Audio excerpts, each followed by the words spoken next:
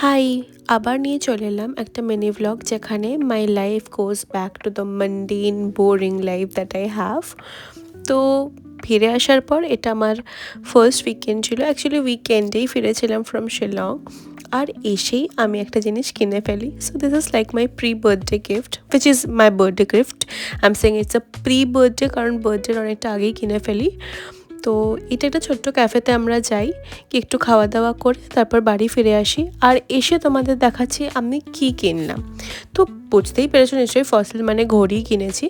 But this watch আমার এটা হচ্ছে দেখেই পছন্দ হয়ে গেছে। আমি যে সাউথ সিটিতে জাস্ট দেখতে গেছিলাম যে কী কী কালেকশন রয়েছে, and I love this.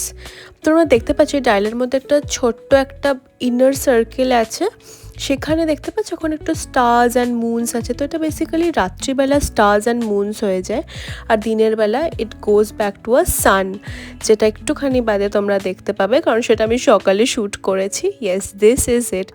Isn't it so pretty? আর ডায়ালটা পুরো একটা পার্লের ওপর বেস করে আছে। তো এটা হচ্ছে আমার গিফট। আর তোমরা নিশ্চয়ই আগের ব্লগে দেখেছিলে আমি একটা চশমা কিনছিলাম। So this is the specs. তো থ্রু আউট দ্য ভ্লগও তোমরা দেখতে পেয়েছো। So yeah, this is it for the vlog. Okay, by.